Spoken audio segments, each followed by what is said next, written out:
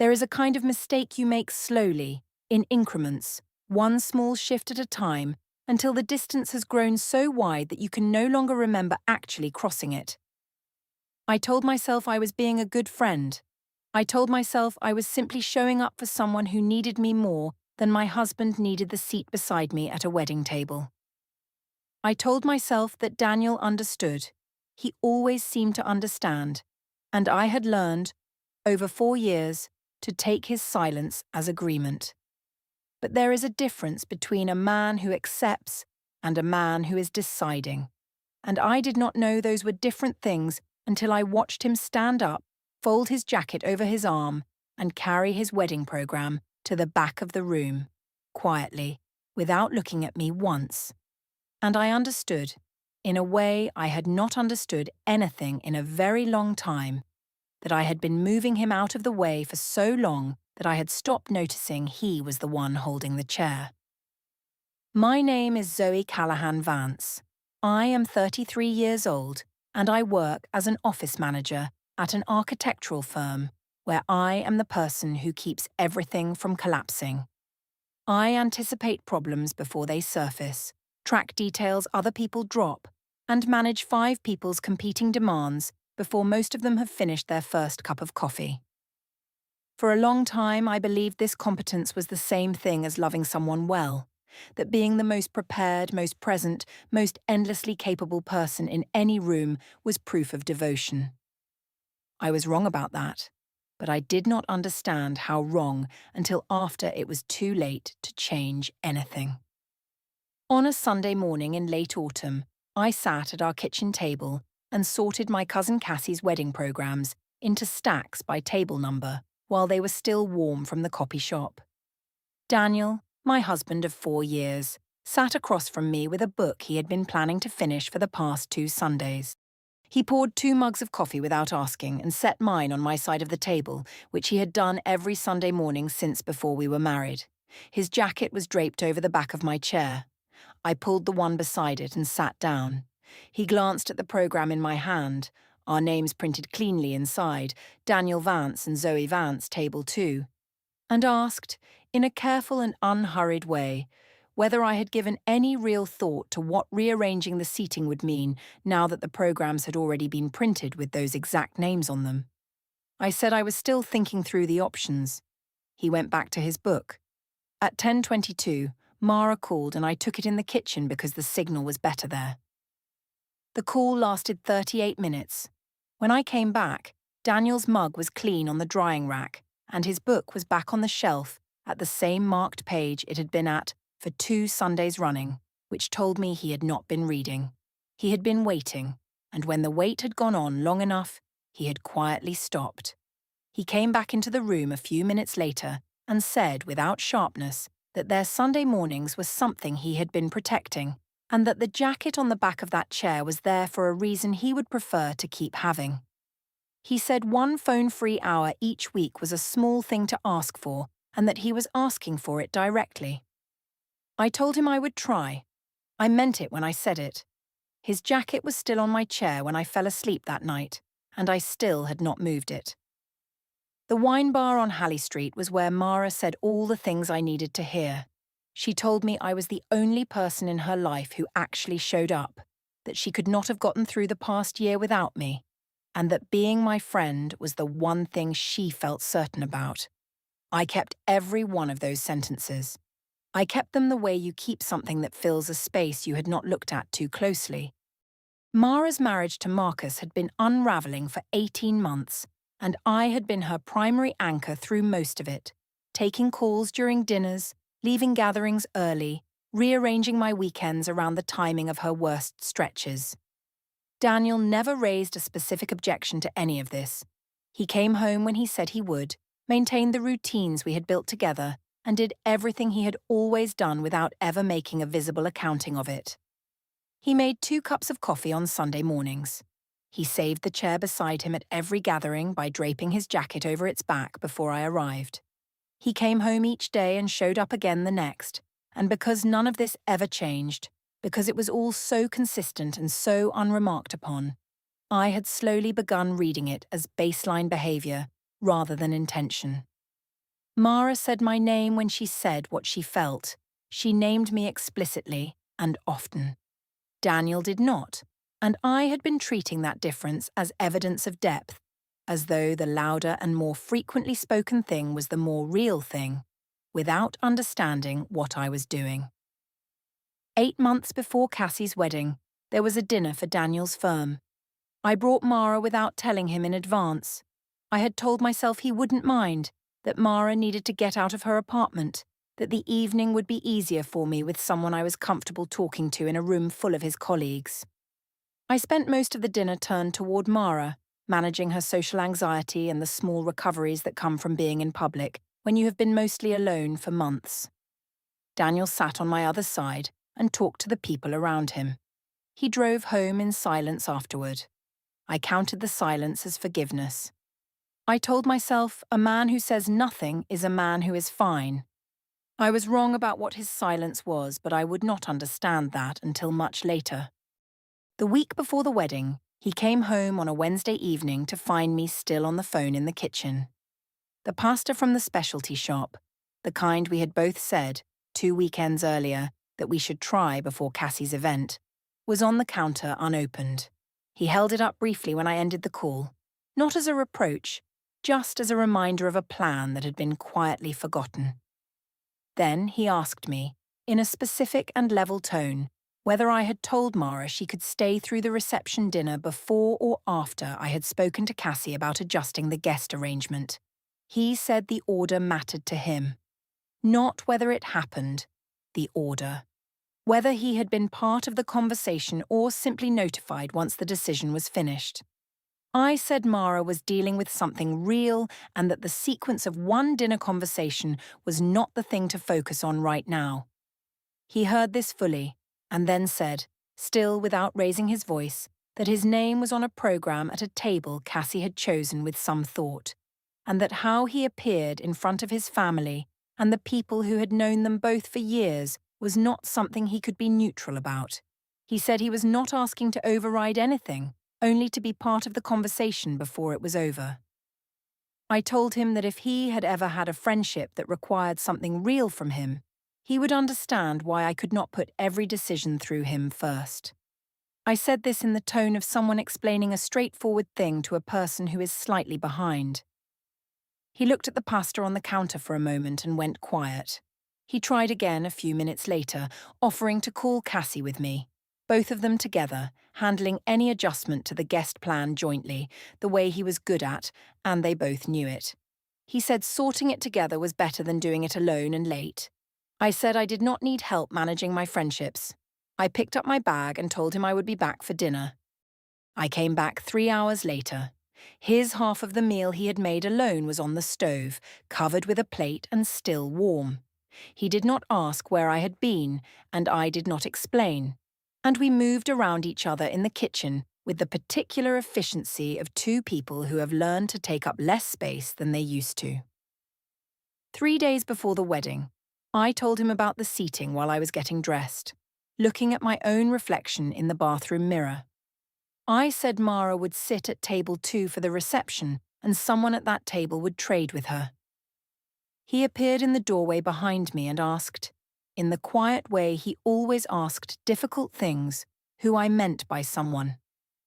I said it would be handled on the day. He asked whether I understood that the printed program had a specific name at that specific seat, and whether the person named had been told they were being moved.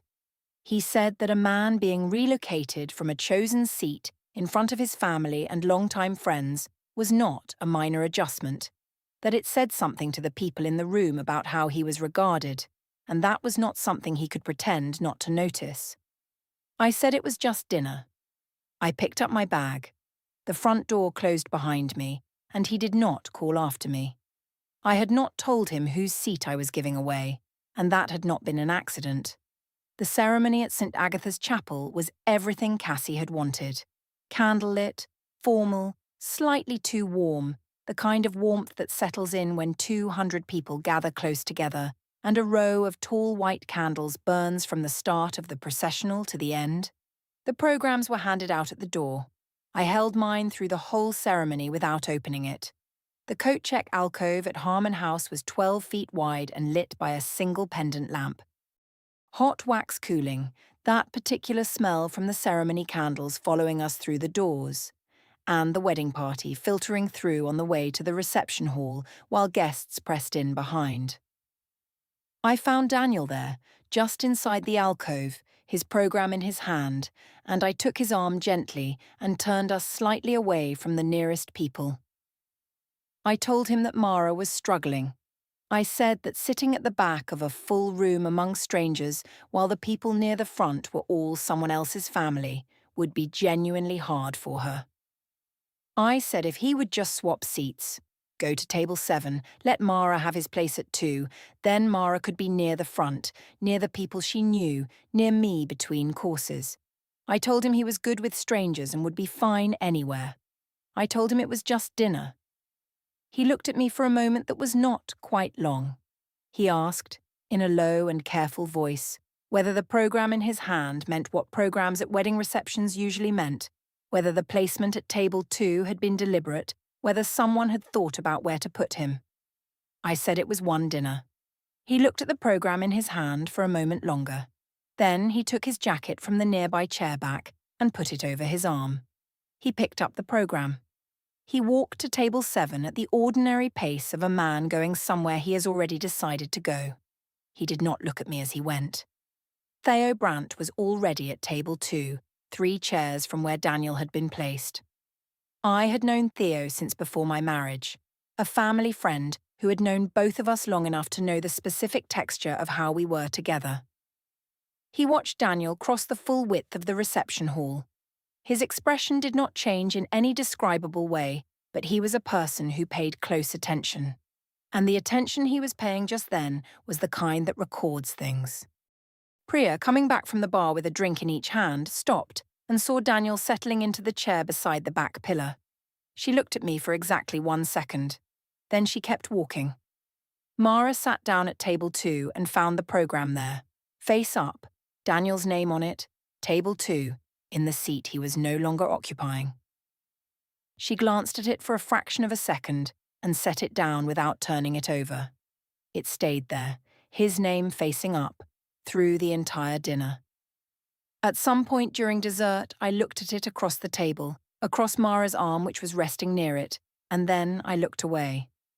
I watched him go and felt, briefly, something very close to relief. I told myself this was what a secure marriage looked like. A man grounded enough not to need the ceremonial position. A wife generous enough to give her friend what she needed. I told myself he had done it gracefully, which meant I had been right to ask. The specific satisfaction of a plan that had executed cleanly settled over me, and I did not see that what I was doing in that moment was performing this interpretation for an audience of 1. He did not look at me from table 7, not during the first course, not during the speeches, not during the first dance. He talked to the people around him with the particular presence of someone who is genuinely paying attention rather than filling time. He laughed at something the woman beside him said. Toward the end of the evening, he danced once with an elderly guest who had been sitting without a partner, and she looked delighted. And he looked like a person doing exactly what the moment required of him. He had not looked at me once, and this absence was more unsettling than any visible reaction could have been. During Cassie's first dance, I looked across the room toward him without deciding to, the 4-year reflex of someone who has always found a particular face in every room. He was watching the dance. His expression was quiet and entirely his own, and he was not looking at me. Something moved through me that was cold and specific and almost nameable, and then Mara leaned over and said something about the table flowers, and I turned to answer her, and the thing closed over itself like water. When the lights came up at the end of the evening, I watched Theo cross the room and stop beside Daniel at the coat check. They spoke for 3 or 4 minutes. Theo's posture was careful in the way of someone who has something to say and has chosen how. Daniel nodded once. Theo looked across the room at me, directly, for a moment, with the expression of a person who has understood something and is deciding what to do with it. Then Daniel turned toward me, and in the brief space between the coat check and the exit doors, he said something quiet and specific, that he hoped they could talk when they got home, and that there was something he had not said yet that he needed to say. I told him, of course, and not to worry about it tonight, and I collected my wrap and found Mara. And by the time I looked back, he was already near the exit, and he went to get the car. And we drove home without talking. And I told myself that whatever he wanted to say could wait until morning. Morning came, and he said nothing, and I told myself he had let it go. We came home from the wedding that night, and went to bed in the same bed, and said nothing about any of it. I had always thought of this as a kind of shared maturity, the ability to let a silence cover something over without forcing it into a confrontation. I would understand later that I had been wrong about what his silence meant, and that I had been wrong about it for a long time. He did not bring up the wedding the next day or the day after.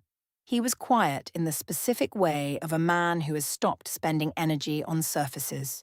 A kitchen drawer was cleared over 2 days. His documents migrated from the shared filing cabinet in the office to a shelf in his study. A box from the hall closet was sorted and taped and moved to the corner of the spare room. None of this was loud or dramatic. He was going through his things with the calm and methodical attention of someone who has made a decision about the next step and is now working backward from it. I read it as a sulk stretched across days and told myself it would pass. On Tuesday evening, 2 days after the wedding, Priya called me.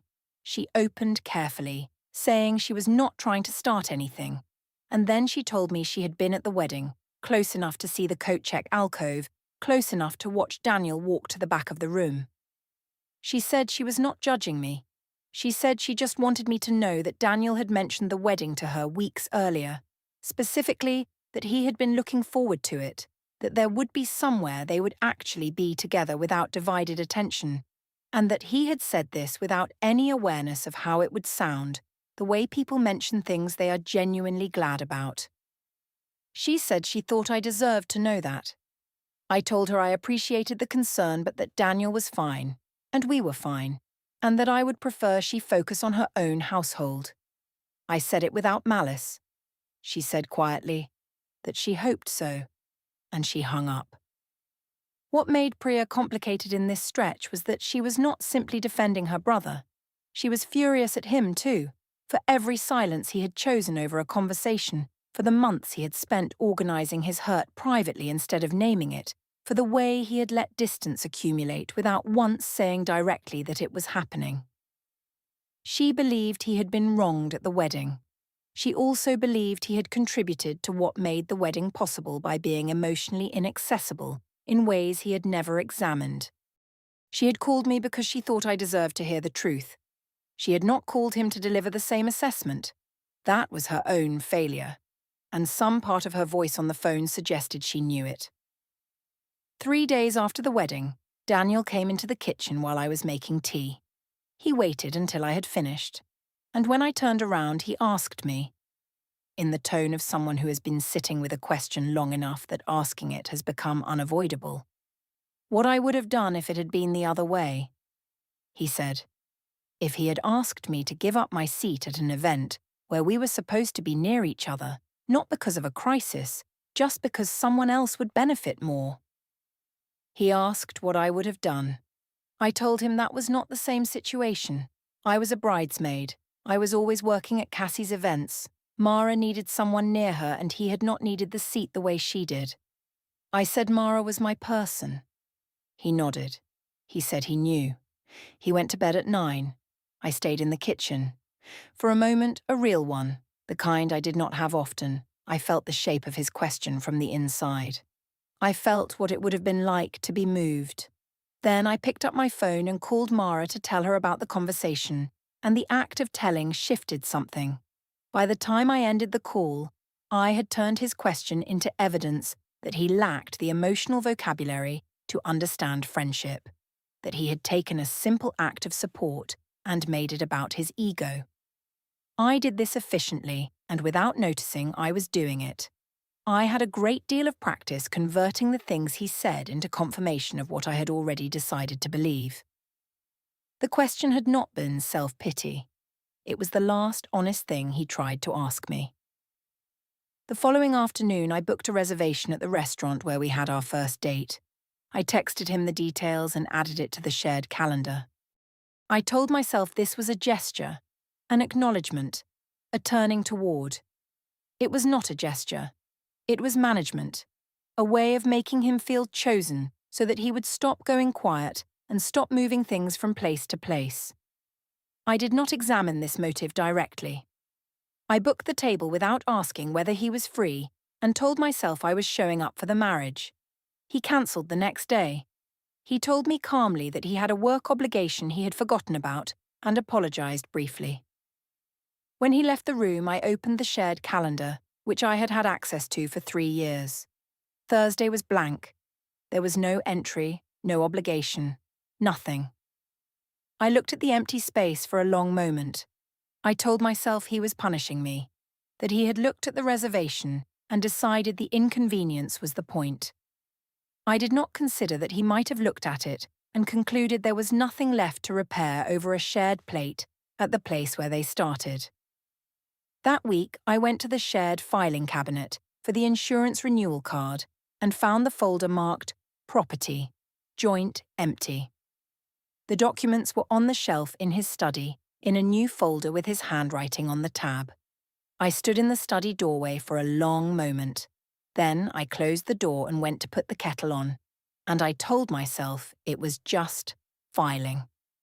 I moved the folder, in my mind, from one category to another, and the category I moved it to was one I was not ready to name.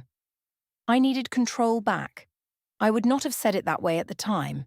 I told myself I was tired of feeling like a bystander in my own story, that I had been patient and reasonable, and that what it had produced was a husband who cancelled reservations and filed documents in private, and went quiet in ways that were no longer possible to explain away. I told myself that making my position visible and undeniable was what the moment required. What it actually required was the opposite, and I would not understand that for some time. On a Saturday morning, I posted a photograph to my public social media account. It was from the wedding, Mara and me near the cake table, both of us laughing, a good photograph from late in the evening. The caption was about showing up for the people who matter, about the friend who deserves every seat at every table. I tagged Mara. I used the word family. I posted it without showing Daniel. 4 of his co-workers, mutual follows from a company event 2 years earlier, could see it. Priya could see it. Cassie's mother could see it. Theo could see it. Daniel could see it. He was in the living room while I was in the kitchen, and I watched him, a few minutes after posting, pick up his phone and look at it. He set it face down on the armrest. He said nothing. I waited 45 minutes for some kind of response. He said nothing. I told myself he did not care. He cared completely. And the difference between those two things is the difference between a man who has stopped feeling and a man who has stopped showing it in the forms I knew how to recognize. That evening, he came into the living room without his phone and sat down in the chair I had moved 2 days earlier to a different position near the window. He had noticed the move when he came out for coffee that morning. He had not moved it back. He had just adapted to where it was, which was somehow worse than if he had said something about it. He told me he would like to talk. He asked about the caption, what I had meant by every seat at every table and whether I had meant the wedding. And he asked it in the way of someone who deserves a direct answer and has already prepared for not receiving one. Then he asked the one question he had been building toward. He asked whether I wanted to be with him. Not whether I loved him. Not whether things were repairable. Just whether I wanted to be with him. He asked it quietly, without accusation. And the steadiness of the asking was not ease. It was the discipline of a man who has already done most of his grieving in private and is now simply waiting for clarity. He said he was not going to keep waiting for a conversation that did not start. He said if the answer was yes, They needed to have a real one. Not about the seat, not about Mara, not about which dinner was whose fault, but about what they were doing together and where they were going. He reached into his wallet and set a business card face up on the coffee table. A therapist's name. He said he had already called and had a name and a time slot, and that he would go alone or they could go together, but he was going. And he looked at me and waited. I picked up the card and read the name. My eyes filled genuinely, without strategy, though I was aware that my filling eyes had the practical effect of a strategy.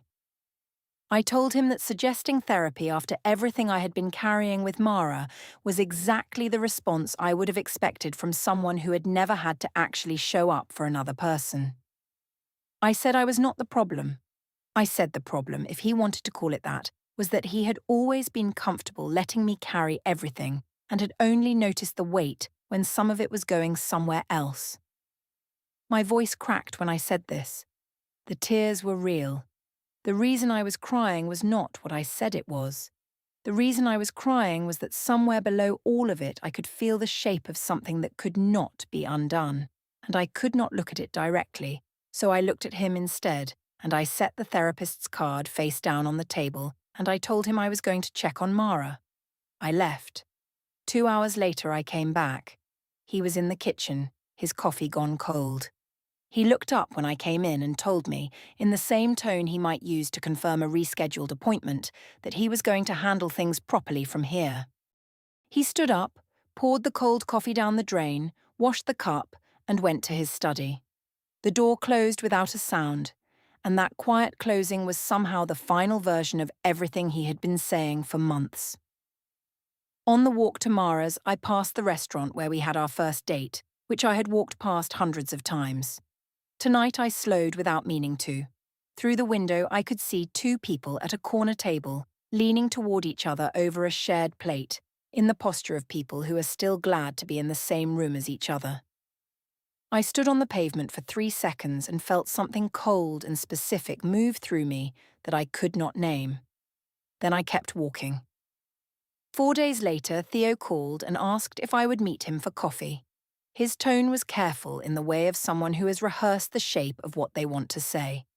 I said, of course. I assumed he was bringing me information about Daniel, something I could use, something that would give me a position. I put the meeting in my calendar and felt already, fractionally, more settled. I should not have. Theo was already at the corner table when I arrived. He had ordered what I usually drink because he had known me for 11 years. He told me immediately that he was not there to report on Daniel.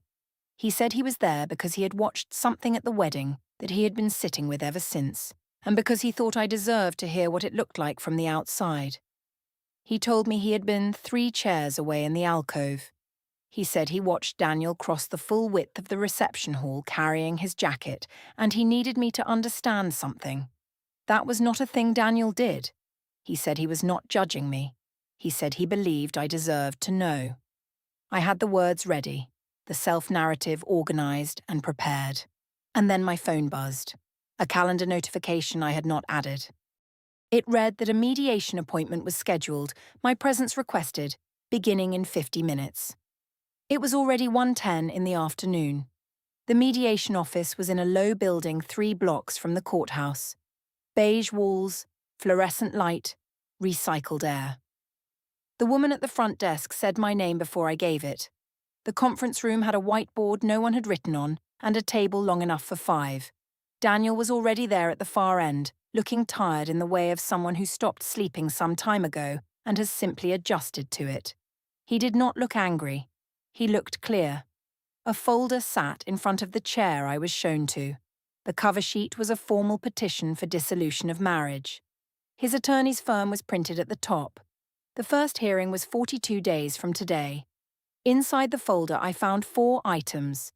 A signed written account from Theo Brandt describing what he had witnessed in the coat check alcove, a screenshot of my social media post with the caption and timestamp visible in full, a printed calendar record from the company dinner 8 months earlier, cross-referenced with a rideshare receipt showing Mara's pickup and drop-off addresses and timestamps at the same venue, the same evening, and my own email to Cassie, printed, in which I had asked whether there was any flexibility in the seating for a friend who needed to be closer to the front. None of it had been invented.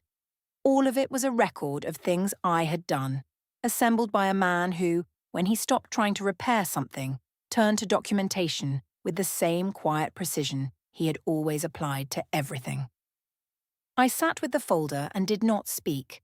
The mediator, Cora, asked one question. She asked whether I had told my husband about the plan to rearrange the seating before or after the wedding. I said I had mentioned it. She asked when. I said a few days before. She asked whether I had asked him or told him. The room was very quiet. I said I did not remember the exact phrasing. She wrote something on her notepad. That was all. But what she wrote was the answer I had not given, and everyone in the room understood this without it being said. Closure snapshot. The petition was filed. The hearing was 42 days away.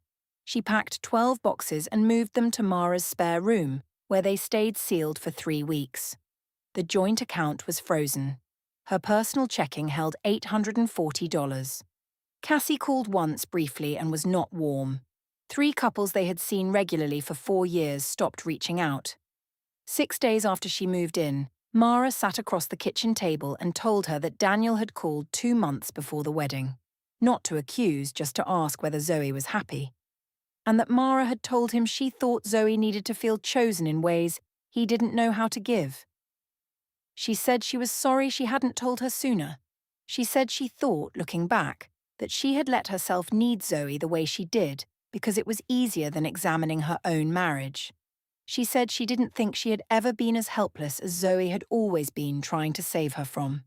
In the pocket of her winter coat, when she collected it from the hall closet, she found a folded wedding program.